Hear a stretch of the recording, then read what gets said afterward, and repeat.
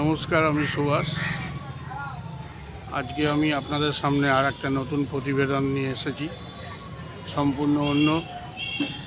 এটা হচ্ছে একটা রামকৃষ্ণ আশ্রম বা মঠ। এটি অবস্থিত বর্ধমানের খোসবাগান, অর্থাৎ বর্ধমান স্টেশন থেকে আপনারা যে কোনো শ্যামশহরগামী টোটোয় উঠলে পরে রামকৃষ্ণ মঠ বললে ওরা দেখিয়ে দেবে। আজকে সম্পূর্ণ একটা আধ্যাত্মিক জায়গায় এসেছি, যেটা প্রত্যেক রামকৃষ্ণ মঠ বা মিশনেই হয়। এখানে মহারাজের সাথে কথা বলবো, ডিটেলস জানবো এবং আপনাদের দেখাবো। মঠটা আমি পুরো ঘুরে দেখাচ্ছি। আমি সুভাষ, আমার চ্যানেল চলো যাই পক্ষ থেকে আজ আর একটি নতুন প্রতিবেদন। আপনারা সাথে থাকুন, ডিটেলস আপনাদেরকে আমি দেব, আশা করি ভালো লাগবে। চলুন আমার সাথে। আপনারা যে কোনো বর্ধমানগামী কড এবং মেন লাইনে লোকাল ধরে বর্ধমানে নেমে এই যে সামনে স্টেশন দিয়ে বেরোবেন, বেরিয়ে দেখবেন প্রচুর টোটো দাঁড়িয়ে আছে। তাদেরকে জিজ্ঞেস করে বলবেন আমি শ্যামশহর রামকৃষ্ণ আশ্রমে যাব। 10 টাকার বিনিময়ে আপনাকে ওরা নিয়ে যাবে। এই দেখুন রামকৃষ্ণ আশ্রমের মেন গেট। এখানে আমাকে ওরা নামিয়ে দিল এই গেট দিয়ে। মেন গেট সব সময় খোলা থাকে না, সাইডের এই গেট দিয়ে আমি প্রবেশ করছি আশ্রমের ভেতর। অবশেষে আমি আশ্রমে প্রবেশ করলাম। প্রবেশ করেই বাদিকে অফিস ঘর দেখুন। অফিস ঘরের পাশেই হচ্ছে লাইব্রেরি ঘর। এখানে আপনারা নানান ধরনের রামকৃষ্ণ, স্বামীজি, মা সারদার বই পাবেন। দেখুন অনেক ফটো পাবেন, বিভিন্ন রকমের তাদের জীবনী, মহাপুরুষদের পাবেন।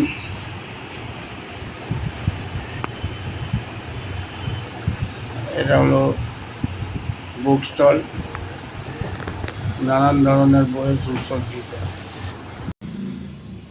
হলো সামনের মাঠ, সামনে দুর্গাপুজো, ওই জন্য প্যান্ডেল টাঙানো আছে। এই সোয়াটা দিয়ে আমি আসলাম একদম খেলার মাঠের অপোজিটে।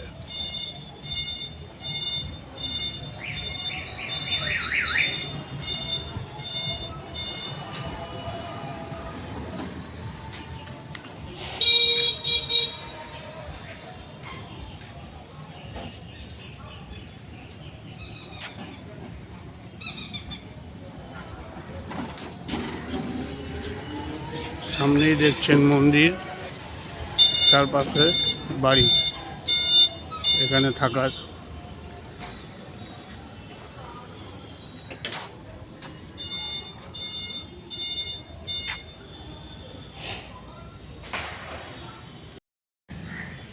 শীতকালের ফুল হবে, তাই তো?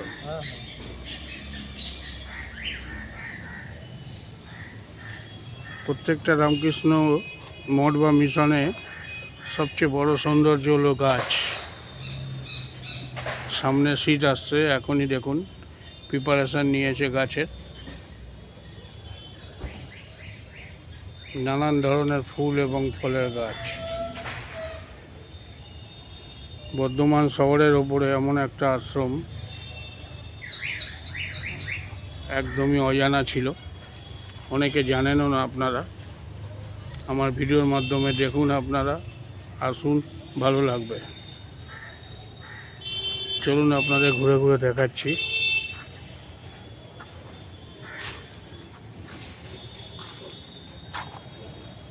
দেখুন পুরো সবুজ, এটা শহরের মধ্যে এতখানি সবুজ।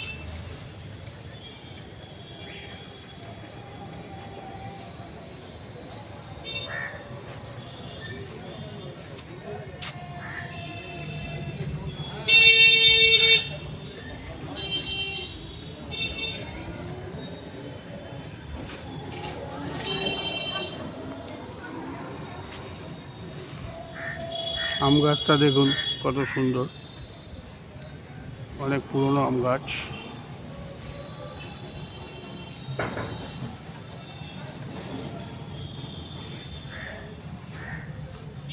এই যে প্যান্ডেল হয়েছে, সামনে মা দুর্গা উৎসব শারদীয়া, সেই কারণে এসে আমার হনুমানের দেখা পেয়ে গেলাম।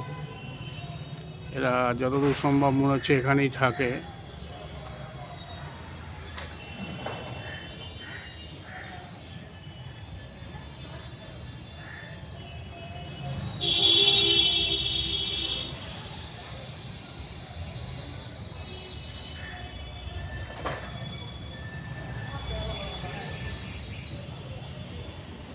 দেখুন বাসের মধ্যে বসে আছে, নিজেদের মতন খেলছে। দুটো হনুমান আছে এখানে দেখলাম।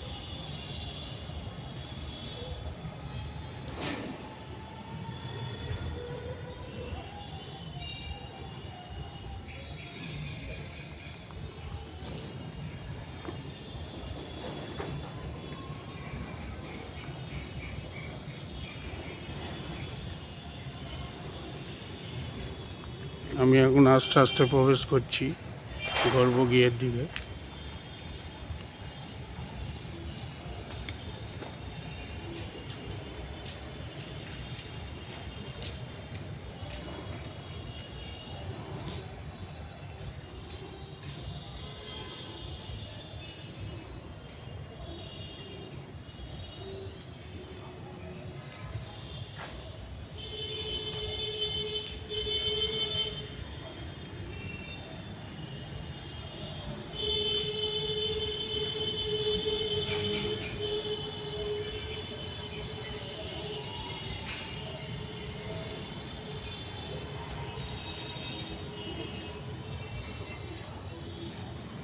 একদম নিস্তব্ধতা।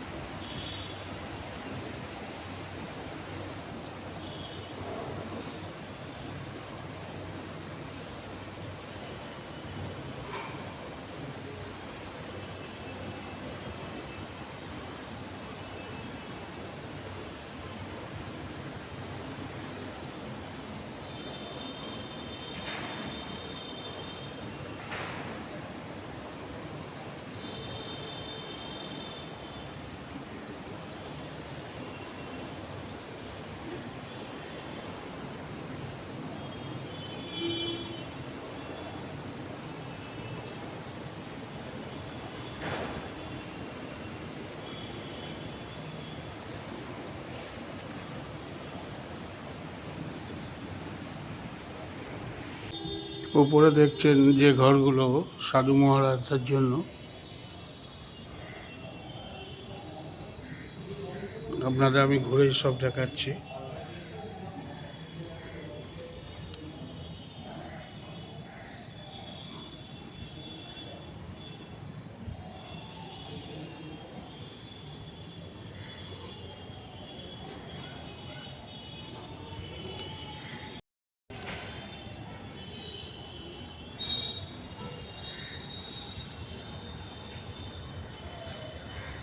দেখুন কত জবা ফুল, সব পুজোতেই লাগে।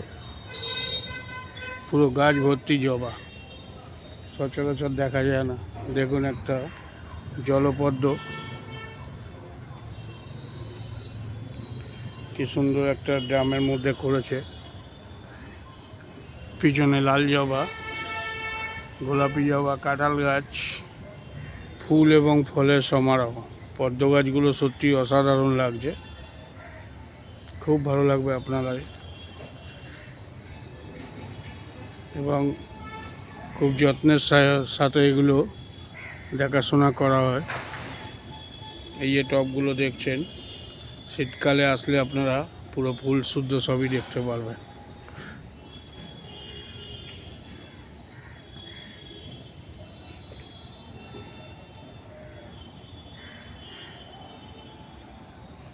পুরো সারি সারি গাছ, যেটা প্রত্যেক রামকৃষ্ণ মিশন এবং মঠের বৈশিষ্ট্য।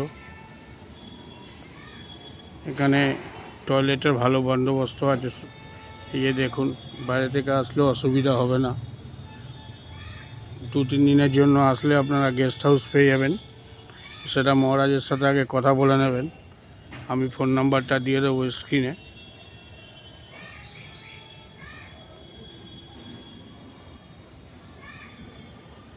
দেখুন,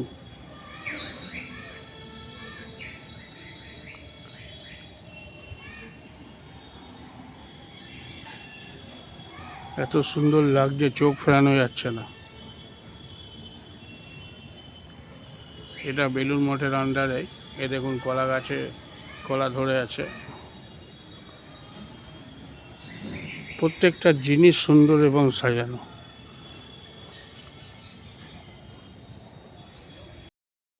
মহারাজ নমস্কার, আপনার নামটা একটু বললে? আমার নাম স্বামী বিদিতা আনন্দ। আচ্ছা, আপনি এই মঠই দেখাশোনা এই করছেন? আশ্রমের দায়িত্বপ্রাপ্ত। আচ্ছা, বেলুড় মঠ থেকে আমাকে পাঠিয়েছে। বলছি এই মঠটা সম্বন্ধে আপনি একটু যদি আমাদের... এই মঠটা আসলে একটি প্রাইভেট আশ্রম ছিল বহু বছর, প্রায় 50-55 বছর। তারপর 2018 সাল থেকে এই মঠটা রামকৃষ্ণ মিশনে হ্যান্ডওভার করার জন্য ওরা মঠ কর্তৃপক্ষের কাছে যায় এবং এরমভাবে 2018 সাল থেকে কথাবার্তা এবং বিভিন্ন প্রসেসের মাধ্যমে চলতে চলতে 2019 সালে ফাইনালি এটা টেক ওভার করা হয়। তারপর থেকে এটা রামকৃষ্ণ মিশন শ্যামশায় বর্ধমান এই নামেই পরিচিত।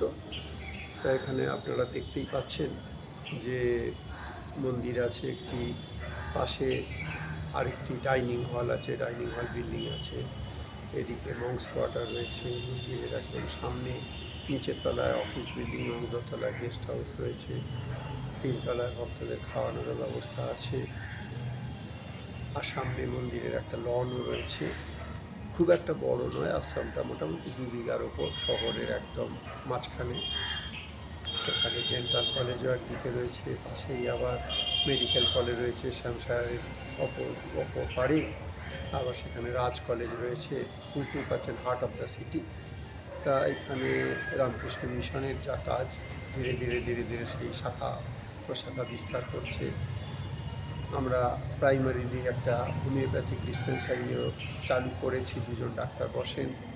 একটা অ্যালোপ্যাথি ডিসপেন্সারি বিল্ডিং বানিয়ে তারপরে ফুল ফ্লেজের এটা ডিসপেন্সারি, চ্যারিটেবল ডিসপেন্সারি হিসাবে চালু করার পরিকল্পনা আছে। মন্দিরটা সংস্কার করে রং টং করা হয়েছে। ভিতরে যে মূল বিগ্রহ আপনারা নিশ্চয়ই দেখেছেন, সেই বিগ্রহ 3টে বিগ্রহ ছিল প্রাইভেট আশ্রম থেকে, তার বদলে একটি নতুন ঠাকুরের খুব সুন্দর বিগ্রহ প্রতিষ্ঠা হয়েছে। একটু রিমডেলিংও করা হয়েছে, রিনোভেশন যাকে বলে। আর পুরনো মূর্তিগুলো খুব যত্নের সঙ্গে, আপনারা পাশে যে সিঁড়ি দেখছেন, সিঁড়িটা একটু দেখিয়ে দিন। এদিকে সিঁড়ি দিয়ে দোতলায় উঠে ওই দোতলার উপরে 3টে বিগ্রহকে খুব যত্ন সহকারে রাখা হয়েছে। 3টে বিগ্রহ? 3টে বিগ্রহ ঠাকুর মার সঙ্গে। আমাদের মঠ মিশনে সাধারণত এরকম থাকে না, হ্যাঁ, প্রাইভেট আশ্রমে করা হয়েছিল। তাই মঠ কর্তৃপক্ষ আমাকে নির্দেশ দিলেন যে এইটাকে খুব যত্ন সহকারে এক জায়গায় তুলে রেখে কোনো মন্দিরের মতো একটা পরিবেশ তৈরি করে, আর বর্তমানে মন্দিরে যেখানে বিগ্রহ রয়েছে সেখানে একটা নতুন বিগ্রহ প্রতিষ্ঠা করো, যেটা খুব সুন্দর করে করতে হবে। ওখানে কি ডেলি পুজো আচ্ছা হয়? রোজ পুজো হয়, পূজারীও রয়েছেন। পূজারী মানে আমাদের আশ্রমেরই এক ব্রহ্মচারী। আচ্ছা, তা সাধুরাই এই পূজা আচ্ছা করে। তারপরে বিভিন্ন উৎসব আছে, দুর্গা পূজা আছে, কালী পূজা আছে, তারপরে এখানে বিভিন্ন রকম ঠাকুর মা স্বামীজি তিথি পূজা আছে, গুরু পূর্ণিমা আছে, রথযাত্রা, মোটামুটি ক্রিসমাস ডে, অনেক উৎসবই এখানে পালিত হয়। ভক্তরাও প্রচুর আসে। বেলুর মঠ থেকে কোনো স্বামীজি আসেন? হ্যাঁ, বেলুড় মঠ থেকে স্বামীজি এই দুর্গা পুজোতেই বেলুড় মঠ থেকে 2 জন স্বামীজি আসবেন, একজন তন্ত্রধারক হবেন আর একজন চণ্ডী পাঠক হবেন। চণ্ডী পাঠক নরেন্দ্রপুর থেকে আসছেন, কিন্তু বেলুড় মঠ কর্তৃপক্ষ নির্দেশে। আচ্ছা, আচ্ছা, বেলুর মঠে কবে আন্ডার হয়েছে? ওই যে বললাম 2019 সালে 2019। কভার হয়। আচ্ছা, আচ্ছা। আর এমনি আপনাদের সোশ্যাল অ্যাক্টিভিটিস বলতে? সোশ্যাল অ্যাক্টিভিটিস বলতে আমাদের কিছু রিলিফ ওয়ার্ক আছে। আমরা বস্ত্র বিতরণ করি, তারপরে শীতকালে আমরা কম্বল বিতরণ করি। তাছাড়াও আমাদের যে উৎসবগুলো হয় সেগুলোতে আমাদের ফ্রি প্রসাদ ডিস্ট্রিবিউশন হয়, তার জন্য কোনো পয়সা কড়ি লাগে না। তারপরে একটা ডিসপেন্সারি চালু আছে, সেটা চ্যারিটেবল ডিসপেন্সারি, হোমিওপ্যাথিক বিভাগ, অ্যালোপ্যাথিক বিভাগও চালু করা অ্যালোপ্যাথিকটা হবে? আছে, হ্যাঁ, একটা নতুন বিল্ডিং তৈরি করে সেটা চালু হবে। তাই তো রেসপন্স ভালো পাচ্ছেন হোমিওপ্যাথিকটার উপরে? হোমিওপ্যাথিকে ভালোই পেশেন্ট মানে অনেক গরিব মানুষ আছেন তো তাদের জন্য। ওই জন্য চ্যারিটেবল ডিসপেন্সারি করা হয়েছে, তাদের থেকে পয়সা নেওয়া হয় না, খালি একটা কুপনের জন্য আচ্ছা নির্ধারিত সামান্য টাকা। যে ডাক্তার বাইরে হয়তো 300 টাকা কি 500 টাকা ভিজিট নেয়, তার কাছে এখানে ওই একটা ছোট্ট কুপন কেটে 10 টাকা কি 20 টাকার কুপন কেটে তাকে দেখাতে পারবে। যারা ধরুন বাইরে থেকে মানে দেখার জন্য আসছেন বা হয়তো 2-1 দিন থাকবেন, তাদের হ্যাঁ, ব্যাপারে গেস্ট কি? হাউস ওই বললাম, অফিস বিল্ডিংয়ের ওপরে দোতলায় গেস্ট হাউস আছে। খুব একটা বিশেষ ব্যবস্থা নেই, ওই 14-15 জন থাকতে পারে। আচ্ছা। 5টা ঘর আছে। 5টা। আগে থেকে আমাকে জানালে আমি ঘরের অ্যাভেলেবিলিটি অনুযায়ী তাদের জানিয়ে দিই। তার জন্য চার্জটা কি আছে? চার্জ কিছু রাখা হয়নি, আচ্ছা, ভক্তরা আচ্ছা। যেমন প্রণামী দেয়। তবে একটা জিনিস বলে রাখা ভালো, যে এটা কিন্তু স্পেশালি ডিভোটিদের জন্য। এমন নয় যে কেউ ডাক্তার দেখাতে এলো বা পার্সোনাল আচ্ছা। কোনো কাজে এলো, এখানে এসে ওই লজ বা হোটেলের মতো থেকে গেল, সেরকম আমরা অ্যালাউ করি না। আচ্ছা। যারা ঠাকুরের কাছে বসে নির্জনে একটু সাধন ভজন করতে চায় 2-3 দিন, কেবলমাত্র তাদের জন্য এই ব্যবস্থাটা। আর ভোগ প্রসাদের ব্যবস্থাটা আছে যারা গেস্ট হাউসে থাকে তারা প্রসাদ তাদের পায়। জন্য? আচ্ছা, ওটা আপনাকে অ্যাডভান্স বলতে হবে তাই তো? না, এখানে থাকা মানেই তারা এখানেই প্রসাদ পাবে, সেটাই আমরা। না না, বলছি আপনাকে জানাতে হবে আমরা আসছি হ্যাঁ, বা হ্যাঁ, সেইভাবে আমি বললাম, অ্যারেঞ্জমেন্টটা ঘরের হবে availability ঘরের অনুযায়ী জন্য। আমি বলে দিই যে আচ্ছা এরকম এই দিনে আসুন। আচ্ছা, এখানে কি নিরামিষ ভোগ প্রসাদ?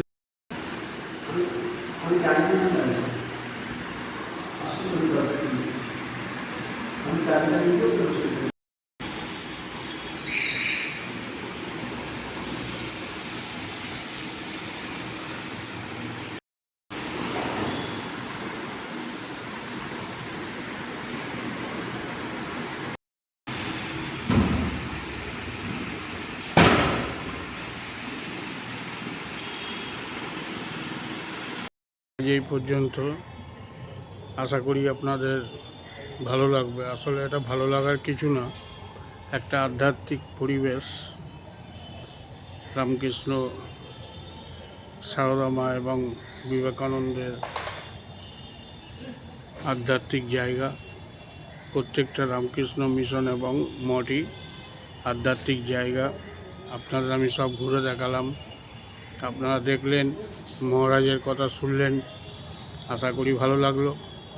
খুব ছোট জায়গার মধ্যে এত বড় একটা মঠ, খুব ভালো লাগছে। ভেতরে একটু যদি আপনারা এসে বসেন, মন শান্তিতে ভরে যাবে। আপনারা আসুন, একদম বর্ধমান শহরের বুকে একটা অজানা রামকৃষ্ণ মঠ আপনাদের দেখালাম। সবাই ভালো থাকবেন, শারদীয়া শুভেচ্ছা গ্রহণ করবেন। আমি সুভাষ, আমার চ্যানেল চলো যাই। ভালো লেগে থাকলে লাইক, কমেন্ট, শেয়ার। নতুন হয়ে থাকলে অবশ্যই সাবস্ক্রাইব এবং একটা বেল আইকন টিপে দেবেন, আগামী প্রতিবেদন যাতে আপনাদের ভালোভাবে দেখাতে পারি। নমস্কার।